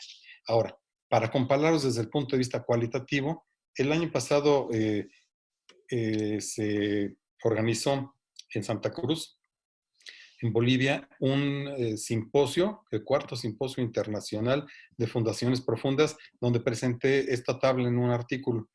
Entonces lo pueden consultar, es acceso gratuito. En la Sociedad de Ingeniería Geotécnica Boliviana les pueden dar informes. Entonces se tienen los diferentes sistemas de contención, su comparación cualitativa de rigidez, impermeabilidad, costo relativo, dificultad o sencillez de instalación y en qué tipos de suelo se puede colocar. Y lo mismo para los sistemas de apuntalamiento. ¿Qué sistema, en qué condiciones de proyecto se puede utilizar? Ventajas, desventajas, el costo relativo, la dificultad o facilidad de instalación y en qué suelo se puede colocar. Entonces, para no entrar en detalles de qué ventajas tienen cada uno, les refiero al artículo que comento. Está en acceso gratuito del Congreso de Fundaciones Profundas del año pasado. Bueno. Finalmente, las afectaciones a las colindancias. Entonces, todo este proceso que estamos llevando a cabo, ¿en qué nos afecta? Bueno, si no tenemos cuidado, podemos tener accidentes como los que se ven aquí, estos muros pantalla que se cayeron, provocando problemas en las calles, o este que está acá, es otros muros pantalla fallados. Este que es otro muro pantalla, pero este está apuntalado y no provocó problemas en la calle, sino provocó problemas en la colindancia. Aquí tengo un corte del corte A y el corte BB. En el corte A, el muro pantalla se metió 13 centímetros hacia la excavación y en el corte BB se fue hacia atrás 11 centímetros. Esto me preocupó muchísimo cuando vi el problema porque quiere decir que estaba a punto de generarse una falla por pateo en el fondo de la excavación y los edificios que están aquí a un lado hubieran tenido daños considerables. Afortunadamente se logró controlar el problema. Aquí tenemos otro muro pantalla, este es un muro pantalla prefabricado que también tiene aquí unos edificios, aquí otros, el problema se convirtió en algo serio. Este otro que contaba con un estacionamiento y se cayeron aquí como 6 autos que pues, se declararon en pérdida total, por supuesto. Esta es una tablestaca de concreto. Este es un muro de concreto lanzado anclado, conectado con una carretera, pero es una excavación urbana también de un edificio y pues también un lío. Entonces, ¿qué es lo que sucede cuando estamos excavando? Bueno, pues tenemos deformaciones, ya sea en este sentido porque el elemento de contención se movió como está aquí en la línea punteada, o en este sentido provocando asentamientos más hacia dentro de nuestros vecinos porque se deformó como se ve en la parte de acá. Entonces, ¿cómo controlamos esta situación?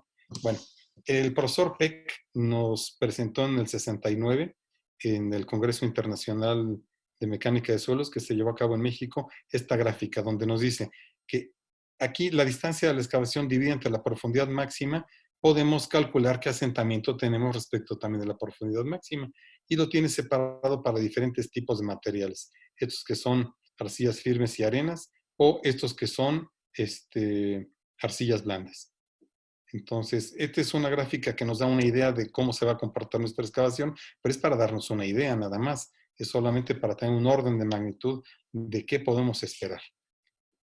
Con un poquito más de tiempo, ya en los 90, los profesores Cook y O'Rourke nos presentan una gráfica muy parecida. Aquí tienen una envolvente para arenas, otra para arcillas firmes y duras, y esta para arcillas blandas a media. Esta que está aquí, la verde. Entonces, igual es únicamente para tener un orden de magnitud de qué es lo que podemos esperar de movimientos en una excavación, de asentamiento vertical. Realmente si queremos resolver el problema, lo que necesitamos es hacer un análisis. Pues aquí presento un análisis con el método de elemento finito. Nos da realmente las deformaciones que estamos buscando calcular, que son la deformación horizontal y la deformación vertical. Y con esto podríamos resolver el problema. No en todos los casos es factible, también hay soluciones analíticas que, bueno, no quisiera entrar ahorita en detalle en ellas porque es una charla completamente diferente. Lo que sí es que necesitamos definir dos mediciones. Una es la distorsión lineal, que es la diferencia entre una deformación horizontal y otra dividida entre la longitud, y la otra es la distorsión angular, que es el asentamiento de un lado respecto del otro, igual dividido entre la longitud. Entonces, esto nos refiere al desplazamiento horizontal y esto nos refiere al desplazamiento vertical. Entonces, la distorsión lineal horizontal y distorsión angular vertical. Y entonces tenemos de diferentes autores muchas recomendaciones de qué hacer respecto de la distorsión horizontal y la distorsión vertical. Esta tabla que está compilada por el colega García en 2015 nos menciona 1, 2, 3, 4, 5, 6, 7, 8 autores con diferentes criterios para diferentes condiciones de suelo. Vamos a ver brevemente unos ejemplos al respecto. Este es el criterio del profesor Peck de 1969. Al profesor Peck lo que le preocupa es que la distorsión angular esté en este orden y la horizontal no le importa. Es un criterio. En cambio, el criterio de Clough y O'Rourke, la distorsión horizontal es la que les importa y la angular no.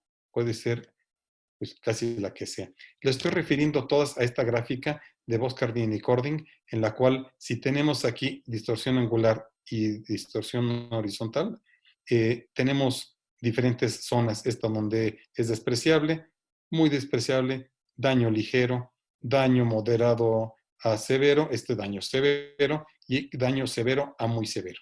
Entonces, como ustedes pueden ver, pues también no asociar las dos deformaciones no nos garantiza que nuestra excavación se comporte adecuadamente. El criterio de Moorman que estaba en la tabla, para arcilla blanda nos limita aquí, para arcilla firme acá y para una suelta acá. Esto ya va teniendo un poquito más de sentido, creo yo. El criterio de Oteo no le da tanta importancia a la deformación horizontal, la permite hasta acá, pero la angular la está controlando mucho. Está en una franja pues, cercana a 0 o menor que 1. ¿Cómo controlamos esto? Bueno, pues a través de referencias superficiales, topográficas. Esto que están aquí, estos triángulos son los que utilizan los topógrafos normalmente. Muchas veces están pintados de rojo con un fondo blanco, una referencia para ver qué es lo que estamos nivelando, y en las obras ustedes los van a encontrar así. Este tipo de referencias hay que colocarlas en las paredes o en las columnas de nuestros vecinos cuando vamos a excavar para controlar la deformación, en este caso la vertical. También es importante estar realizando inspecciones para ver que las grietas producto de deformaciones angulares, o sea, asentamientos verticales, no se presenten. El asentamiento vertical, cuando la grieta es hasta ahí, a 45 grados, es producto de un asentamiento diferencial y se asienta hacia acá, en el sentido perpendicular a la inclinación de la grieta. Entonces, quiere decir que el lado derecho de la fotografía se está hundiendo respecto del lado izquierdo. ¿Cómo lo tomamos eso? Bueno, hay mediciones muy sofisticadas electrónicas. Mi sugerencia es que para empezar, cuando menos se colocan testigos de yeso dentro de los muros, se les apunta aquí la fecha con una pluma, con un plumón, lápiz, lo que quieran, y entonces revisan periódicamente si estos testigos se rompieron o no. No importa el grosor del yeso, se rompe de igual manera. Si lo ponen muy grueso, tarda mucho en secarse. Es la única situación. Entonces se colocan testigos de yeso en las grietas y vamos revisando. O pueden ustedes colocar un inclinómetro que se hace una perforación o se coloca dentro del muro pantalla una tubería especial, se fija en el fondo y se coloca material inerte, arena por ejemplo, y finalmente se lleva un registro. La tubería especial es una tubería que está colocada, bueno, es una tubería de PVC con unas ranuras a todo lo largo en forma perpendicular, 2 y 2, en las cuales se inserta un instrumento que se llama inclinómetro. Ese instrumento entonces tiene unas ruedas metálicas que se colocan en los canales de la tubería y se va midiendo entonces la inclinación que tiene el aparato con la profundidad. Lo miden a todo lo largo, lo sacan, lo voltean, lo colocan perpendicularmente y vuelven a medir. No tiene una medida absoluta, lo que ustedes miden es la lectura entre un día y otro día posterior o una semana posterior. Entonces, la diferencia de lecturas es la que les va a dar la inclinación, porque repito, no tiene una medición absoluta. Entonces, aquí hay un muro pantalla y atrás del muro están estas personas instalando un inclinómetro por la parte de afuera. Entonces, está colocándose la tubería del inclinómetro ahí y ya colocado se le coloca un registro como el que se ve acá, se identifica el inclinómetro y se toman las lecturas. Como se ve, aquí están colocando el inclinómetro y aquí están tomando las lecturas en el aparato manual. Voy a mostrarles un ejemplo en la Ciudad de México de una aplicación de esto. Esta es una torre de 52 niveles para oficinas, tiene anexo un edificio de 15 niveles, 7 sótanos de estacionamiento, que son estos que están aquí, la excavación es de 25 metros de profundidad y aquí está el modelo geotécnico que se utilizó. Si ustedes ven la resistencia al corte, 2, 2, 3, 4, 4.5, todo esto hasta 18 metros es arcilla muy, muy blanda, la famosísima arcilla blanda de la Ciudad de México. Después tenemos aquí un poquito de incremento, hasta 10 toneladas por metro cuadrado, un estrato resistente, después vuelve a bajar hasta que llegamos aquí otra vez de entre 33 y 50, 0 toneladas por metro cuadrado de resistencia al corte. Y el ángulo de fricción pues es bajísimo. El paso volumétrico es bajo por lo mismo, excepto en esta parte de aquí que tenemos 1.7 y 1.5 y bueno, aquí abajo sí incrementa un poco. Pero en la parte superior donde tenemos los primeros 22 metros o hasta, bueno, los primeros 22 metros es prácticamente a toda la altura de los sótanos, es suelo muy, muy blando. Las colindancias pues son complicadas, una avenida muy importante, si no es que la más importante de la Ciudad de México, edificios altos a los lados y hasta algunas construcciones pequeñas aquí a un lado. De suma importancia controlar los movimientos de las excavaciones. La excavación se contuvo con un muro pantalla colado en el lugar y en la parte superior se colocó con puntales. Posteriormente se hizo un sistema top-down. Se colocaron aquí 6, 7, 8 inclinómetros en las de aquí. Aquí vemos en la línea azul el cálculo teórico del desplazamiento y en la línea roja la medición real. Es el del inclinómetro 1. Entonces, ven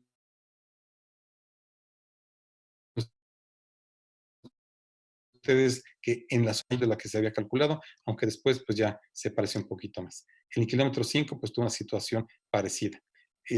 Este trabajo no lo desarrollé yo, es de algunos colegas, pero aparentemente estas diferencias en la superficie se deben a que el sistema de apuntalamiento que veíamos en la parte superior, antes de que entrara en juego el sistema top-down, pues generaron un poquito de desplazamiento y esa es la diferencia que se encontró al respecto.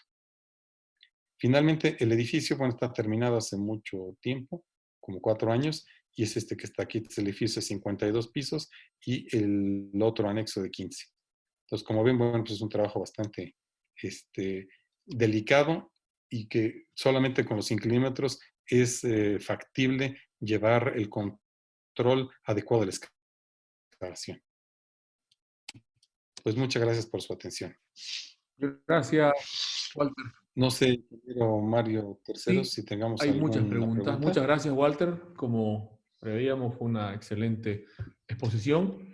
Y como hay muchas preguntas, lo que he hecho, he tratado de resumir algunos de los criterios. A ver, voy a poner, me pide que ponga el video. Perfecto. De las preguntas que tenemos, hay algunas referidas a los valores de densidad de los polímeros o lodos para las excavaciones. Ahí hay unas 5 preguntas de esas. Está sin micrófono. Perdón.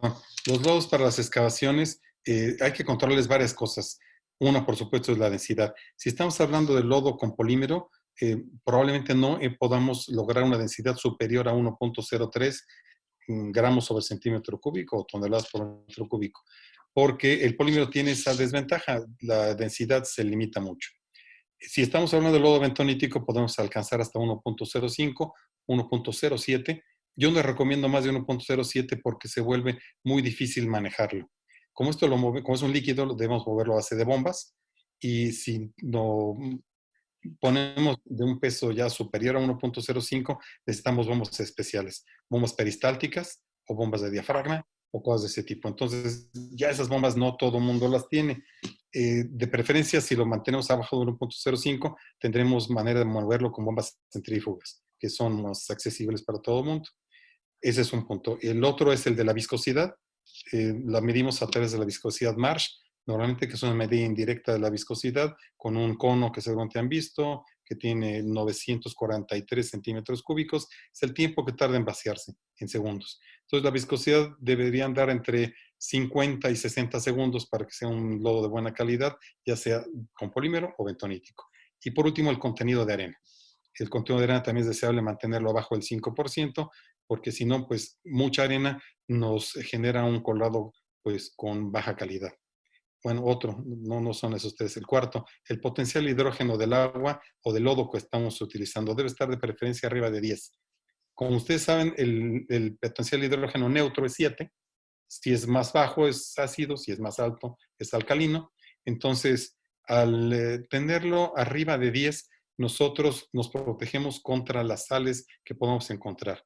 La más común, por supuesto, es el cloruro de sodio si estamos perforando cerca del mar, pero también podemos encontrar sulfatos o carbonatos. Entonces, al elevar el potencial hidrógeno del polímero o del lodo bentonítico, podemos defendernos muy bien contra cualquiera de esas cosas. Perfecto. Otras preguntas hacen referencia, pero ya se contestaron con la última parte de tu presentación, a las distorsiones horizontales admisibles, que esa yo creo que ya estaba muy bien presentada.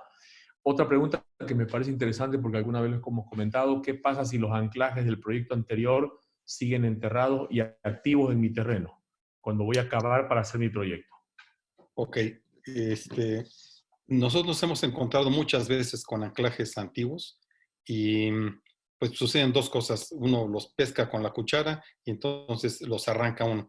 Me tocó pues no sé, la casualidad de que a la hora de arrancarlo no le habían quitado el accesorio para tensarlo, entonces se vino el accesorio y tal, y bueno, pues ocasionó algún daño.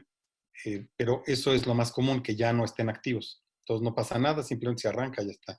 Un amigo me dice, oye, pues cuando te pones el anclaje, con la cuchara lo muerden así un poco, se troza el cable y ya está. Eso yo la verdad no creo que sea tan factible, pero bueno, pero sí se pueden arrancar y no pasa nada.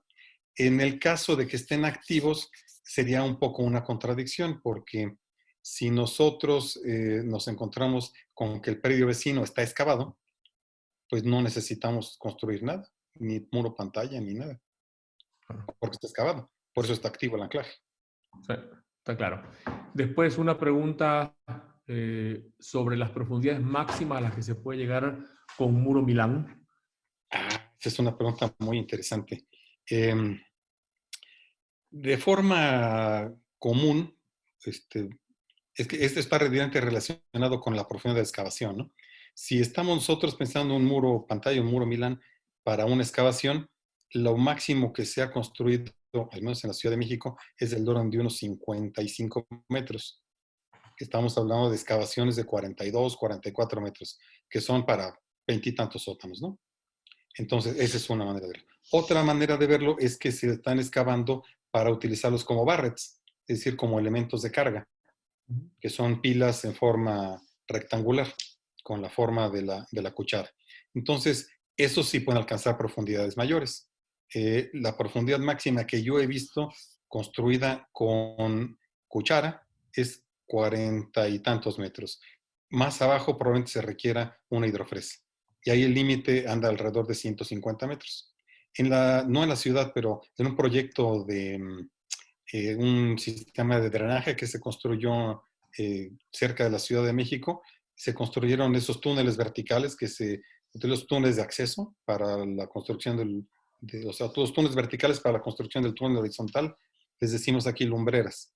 Entonces, esas se construyeron hasta 150 metros de profundidad, como 120 con hidrofresa y el resto con concreto lanzado. Entonces, la profundidad sí es muy grande. Es muy grande. Una pregunta. ¿Qué beneficios puede tener el uso del expander body para anclajes? Muchísimos. El expander body es un globo metálico que se coloca dentro de la perforación de las anclas. En este caso, puede utilizar para otras cosas, pero dentro de la perforación de las anclas se inyecta con mortero, ese globo se infla y entonces nos genera un bulbo de un diámetro muchísimo mayor que el que podríamos generar inyectando nada más. Entonces, además de que es un diámetro mayor, es un elemento físico, es un elemento mecánico y eso nos genera un cono de empuje pasivo muchísimo más grande. Es probable que se puedan hacer anclas de menor longitud con este sistema. Perfecto. Otra pregunta. ¿Es buena práctica tensar los anclajes con un equipo monotorón, jalando los cables uno por uno o todos juntos? Esa también es muy interesante. A ver, cuando son muchos cables, vamos a pensar que sean 20 cables.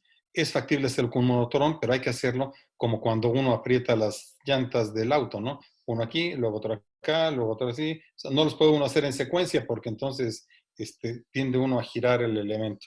Entonces sí se puede, pero no es lo más recomendable. Como el cable está metido todo al final en un solo punto, creo que vimos ahí una fotografía de la punta de las anclas. Si los jalamos así en forma individual, pues puede correr el riesgo de que se zafe alguna. Sí se puede, pero yo creo que no es lo más recomendable. Se podría hacer por partes, por ejemplo, si son 20, siguiendo el ejemplo, primero 10 y luego otros 10, para lo cual habría que construir un pequeño accesorio que nos permita con un gato de menor capacidad, que digo, ese es el problema, jalar primero 10, se acuñan, se suelta, se cambia el accesorio a los otros 10 y se hace otra vez lo mismo. Perfecto. Pues, Ahora hay una pregunta interesante. ¿Qué se hace cuando un anclaje falla o no cumpla con la carga requerida durante la prueba?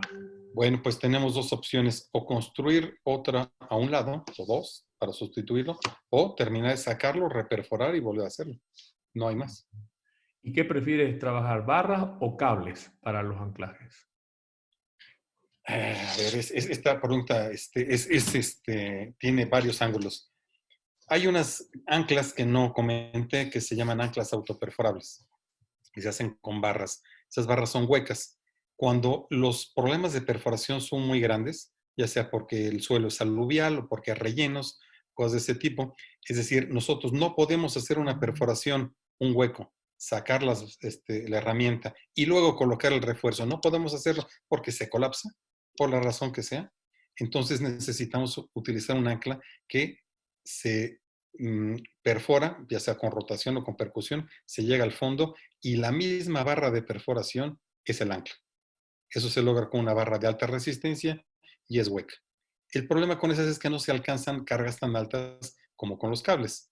Esas alcanzamos cargas de 60, 80 toneladas, son de alta resistencia, algo así como 12,000, 13,000 kilogramos por centímetro cuadrado de FY, pero no se alcanzan cargas tan altas como con los cables. Entonces, eh, creo que las barras se utilizarían preferentemente en autoperforante y cuando no haya posibilidades de estabilizar la perforación. Si no, creo que lo mejor serían los cables, a menos que las cargas sean muy pequeñas. Hay otros sistemas de anclas que se llaman anclas pasivas, en las cuales se colocan las anclas, soil nailing, le dicen en Estados Unidos, se colocan las anclas, no se tensan, esas se hacen con barras, y entonces cuando el talud se empieza a mover un poquito, entonces las barras empiezan a trabajar por fricción. Ese sistema se utiliza mucho en carreteras o en túneles. En zonas urbanas no lo queremos utilizar porque si dejamos que se deforme la excavación, pues entonces ocasionamos problemas con los vecinos, tienen asentamientos diferenciales y pues, hay problemas. Entonces, eso casi no se utiliza en zonas urbanas, sino más bien en proyectos de infraestructura fuera de las ciudades. Bueno, las preguntas han sido muchísimas. Tengo dos cortitas para terminar, porque si no, no nos va a dar con todas las que hay. ¿Qué experiencia hay con jet grouting como muro pantalla en excavaciones urbanas de poca profundidad? ¿Qué experiencia? Bueno, en Latinoamérica yo diría que poca. Yo creo que hay 2 o 3 máquinas jet routing en Latinoamérica. No creo que haya más. En Estados Unidos hay un poco más, en Europa hay muchísimas, ¿no?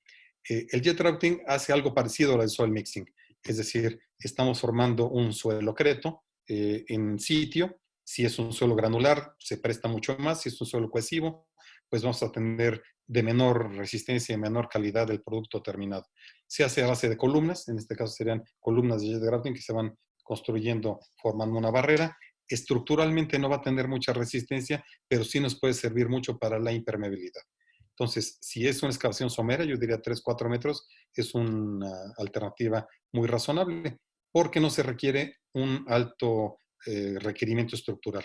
Como no tiene refuerzo, pues, y estamos hablando de que es el suelo con el cemento, tiene muy, muy baja resistencia. Ese sería mi comentario. Perfecto. Y una antes de la siguiente, porque estas son las que hemos sacado del chat del Zoom. También hay algunas preguntas de Facebook. Eh, ¿Qué bibliografía recomendaría? Yo en eso, antes que lo conteste, te pediría que nos mandes después un listado de bibliografía que recomiendes para que se ponga en el grupo de todos los participantes, pero igual me gustaría escuchar tu sugerencia. Claro. De prácticamente todo lo que expliqué hoy, tenemos publicado un libro, yo soy el editor y contribuí con algunos capítulos, que se llama Manual de Construcción Geotécnica. Entonces, tiene todo lo que ustedes quieren saber sobre muros pantalla, anclas, soil mixing, etcétera. Todo, prácticamente todo lo que hemos visto y más. Pero es un libro ya, creo que está un poco, pues no pasado de moda, pero ha habido cosas nuevas. Este libro lo editamos en el 2002.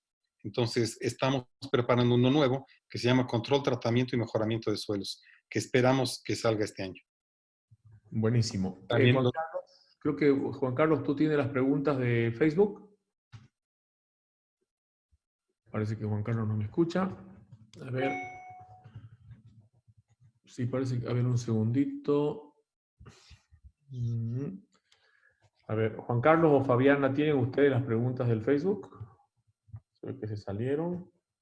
no, ahí está Juan Carlos, pero no sé qué le pasó a su micrófono. Su micrófono, sí, hay que decirle que lo ponga en altavoz. Bueno, de todos modos, mientras los conecto, la verdad que te agradezco. Todas las preguntas que te he hecho venían antecedidas de felicitaciones, que la exposición fue muy buena y realmente eso, para no reiterarlo, te lo digo al final. Muchas gracias. A Fabiana que se conecte. Fabiana, por favor. ¿Cómo estás? Ahí estás, Fabiana. Sí, era sobre las preguntas del De Facebook. Facebook. Sí, Sí. Diego Cordero consultó, creo que ya habría respondido el doctor una pregunta similar. ¿Cómo manejan proyectos que requieren de anclajes que en un futuro podrían verse afectados por otras excavaciones? Bueno, los anclajes que he comentado generalmente son de carácter temporal. Entonces, los utilizamos en lo que construimos el resto de la estructura de nuestro proyecto. Generalmente son sótanos. Entonces, una vez que construimos las losas del sótano, lo deseable es desconectar esas anclas que están trabajando y ya. Cuando nuestro vecino excave, pues ya que haga lo que él quiera, ¿no? No hay ningún problema. Nosotros ya estamos cubiertos. Una alternativa son anclas recuperables. He visto algunos productos al respecto japoneses y otros coreanos, en los cuales, mediante un mecanismo bastante ingenioso, por cierto, se desconecta el ancla y ustedes, ya que tienen el edificio construido, se la traen de regreso y no dejan al vecino con ninguna preocupación. Pero eso, la verdad, todavía no llega a nuestros países. Entonces, hoy por hoy, lo que se hace es que sean anclas temporales. Si son anclas permanentes, entonces sí es un poquito más complicado porque estamos dependiendo de la estabilidad de ese corte o de esa excavación con esas anclas y entonces si el vecino va a hacer algo, sí se complica mucho. Fui perito de un caso al respecto, una escuela que tiene una serie de instalaciones y abajo los vecinos de unos condominios, de unos de parídico, porque pues no quieren quitar las anclas unos porque se les viene encima el talud y los otros quieren construir cosas ahí. Entonces, al menos en México hay un vacío legal al respecto. Está muy sujeto a la interpretación y a la habilidad de los abogados, diría yo. En otros países, en Costa Rica, y sí me consta, debe uno consultar y tener autorización del vecino para poder colocar las anclas abajo de su propiedad. Perfecto. ¿Hay algo más, Viviana? Fabiana? Principalmente muchos saludos, mandan mucha asistencia por Facebook, saludos desde Costa Rica, desde Torreón, México, de todas partes del territorio boliviano y un gran agradecimiento indican al doctor Walter Paniagua por su exposición. Muchas gracias. Una consulta, Walter, que se me ocurre a mí. Cuando se destensan las anclas, ¿qué riesgo hay que evitar?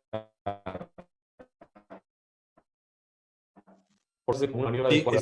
realmente no hay tanto problema porque la fuerza está hacia el interior de, voy a pensar, el sótano, que ya está construido. Entonces, si tú lo cortas, simplemente el cable se mete hacia el bulbo y uno se queda con una pieza en la mano. Eso nada más. El riesgo que no está relacionado con la mecánica del asunto, sino con la hidráulica, es que generalmente a través de esos huecos de las anclas ingresa el agua. Me ha tocado ver muchos proyectos, es increíble lo que les voy a comentar, en donde está la losa de entrepiso y el ancla coincide con la losa. Entonces no podemos destensarla porque coincide. Claro. O está tan cerca que cuando se quita, por ahí se mete el agua. Y entonces es muy complicado tapar las entradas de agua. Eso también pasa muy frecuentemente. Bueno, habría muchísimo más para charlar. Ya buscaremos otra oportunidad o otro pretexto, porque la verdad que es un gusto siempre escucharte. Y bueno, de nuevo, muchísimas gracias, Walter. Creo que esto es de gran utilidad y la idea es que con la tecnología que antes pensábamos que estábamos fregados con el coronavirus, nos está ayudando a que en lugar de que participen 50 personas, participen 500. Y eso es muy bueno. O sea que ya nos buscaremos otra oportunidad para seguir conversando. Y Muchísimas muchísimas gracias, Mario. gracias. Ha sido un gusto verte. Igualmente, saludos a la Sociedad Geotécnica Boliviana. Muchas gracias. Igualmente por allá y a todos los amigos. Gracias, Juan Carlos. Adiós. Muchas Chao, chao.